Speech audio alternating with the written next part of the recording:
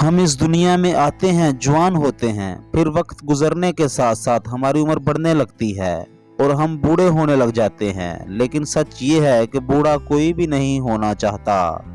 हर कोई चाहता है कि वो सेहतमंद और जवान नजर आए। तो आज की वीडियो में हम बात करेंगे कि हम बुढ़ापे के अमल को कैसे स्लो कर सकते हैं और कैसे ज्यादा देर तक जवान और खूबसूरत रह सकते हैं।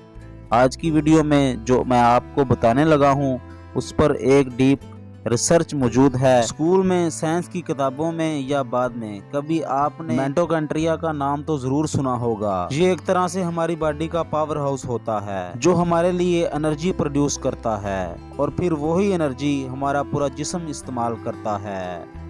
असल में आपकी सेहत खूबसूरत, जल्द और ज्यादा देर तक जवान नजर आने का राज ये है कि आपके माइटोकॉन्ड्रिया कितनी अच्छी तरह और कितना एफिशिएंटली फंक्शन कर रहे हैं और वो खुद कितनी अच्छी हालत में हैं, कितनी अच्छी शेप में हैं। जाहिर है अच्छी हालत में होंगे तो ही अच्छा फंक्शन होगा इनका।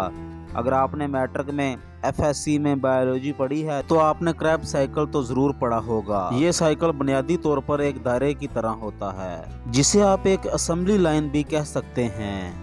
इसमें मुख्तलिफ स्टेप्स होते हैं जिसमें मुख्तलिफ चीजें बन भी रही होती हैं और टूट भी रही होती हैं और यही साइकिल हमारी खुराक को एनर्जी में बदलने का अमल है।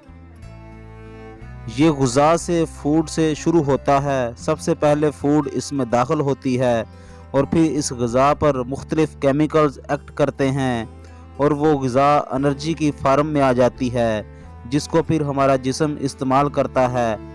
अब इस पूरे साइकिल को चलाने के लिए केमिकल्स का रोल बहुत ही अहम होता है। मतलब इन केमिकल्स को आप फैक्ट्री में काम करने वाले वर्कर की तरह समझ लें जो इस पूरी असेंबली लाइन को, इस पूरे साइकिल को, इन पूरे स्टेप्स को चला रहे होते हैं। और अगर ये वर्कर सही तरह से काम करते रहें, इसके लिए कुछ न्यूट्रिएंट्स की, कुछ ग़िज़ाई अज्जा की ज़रूरत होती है। अदरवाइज ये प्रोसेस बीच में रुक जाता है। इन वर्कर्स को वो ग़िज़ा ना मिले तो वर्कर्स की परफॉर्मेंस कम हो जाती है, ये कमज़ोर पड़ जाते हैं और एनर्जी सही तरह से नहीं बन पाती। ये साइकिल एक स्टेप से दूसरे स्टेप पर और फिर तीसरे स्टेप पर नहीं जा पाता और हमारे जिस्म के अंदर एनर्जी की प्रोडक्शन कम हो जाती है। ग्लूकोज जो है ना वो एनर्जी की फार्म में तब्दील नहीं हो पाता। अगर हमारा पावर हाउस यानी हमारा माइटोकॉन्ड्रिया एनर्जी ही नहीं बना पाएगा तो हमारे पूरे जिस्म को एनर्जी नहीं मिलेगी, तो जिस्म के फंक्शन बुरी तरह मुतासर होना शुरू हो जाएंगे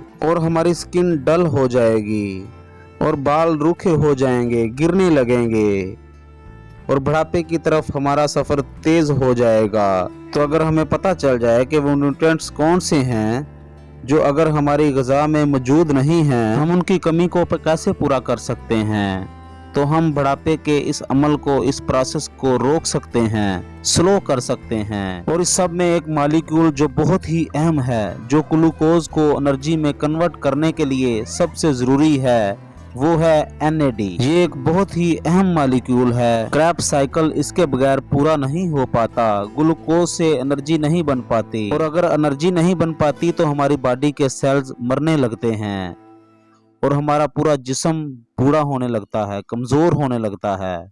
अहम बात यह है कि उम्र बढ़ने के साथ हमारे जिस्म में NAD का लेवल भी कम होने लगता है। रिसर्चर्स इस नतीजे पर पहुंचे हैं कि उम्र बढ़ने के साथ साथ हमारी बॉडी में एक और एंजाइम CD30 मिकदार भी बढ़ना शुरू हो जाती है। इसके बढ़ने से भी NAD की मिकदार कम होने लगती है।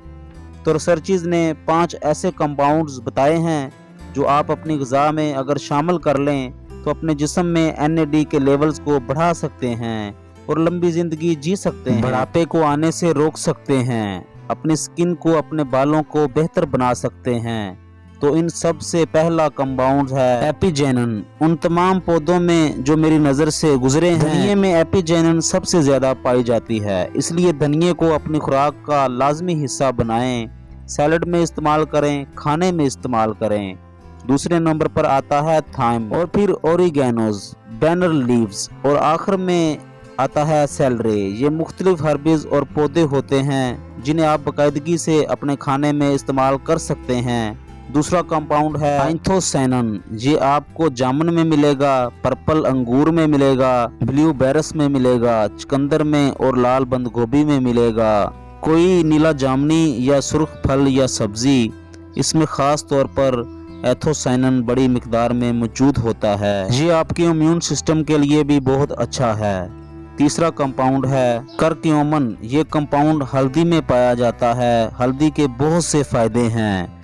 ये बड़ी स्ट्रॉन्ग एंटीबायोटिक के तौर पर भी इस्तेमाल होती है, आपकी इम्यूनिटी को इनहांस करती है। इसको अपनी खुराक का लाजमी हिस्सा बनाएं। अगला कंपाउंड है क्यूरेस्टिन। ये प्याज में सबसे ज्यादा पाया जाता है। अमरूद और अमरूद के छिलके में सबसे ज़्यादा पाया जाता है। ये सेब के छिलके में बड़ी मिकदार में मौजूद होता है। एप्पल में, सेब में चूंकि शुगर काफ़ी होती है, इसलिए जो लोग शुगर की वजह से एप्पल नहीं खा पाते वो एप्पल का छिलका इस्तेमाल कर लें। इस लिस्ट में आखिरी जो कंपाउंड है वो है EGCG। ये मुख्तलिफ चीज़ों में पाया जाता है, लेकिन जो चीज़ें सबसे ईजी अवेलेबल हैं वो हैं ग्रीन टी। तो दोस्तों कोशिश करें कि इन फूड्स को अपनी रूटीन में शामिल करें। अगर आप इन सारे कंपाउंड्स को एनालिसिस करेंगे तो आप देखेंगे कि इन सब फूड्स को सैलड में सबसे आसानी से इस्तेमाल किया जा सकता है। इसलिए कोशिश करें कि सैलड रोज़ खाएं। सैलड को अपनी खुराक का लाजमी हिस्सा बनाएं।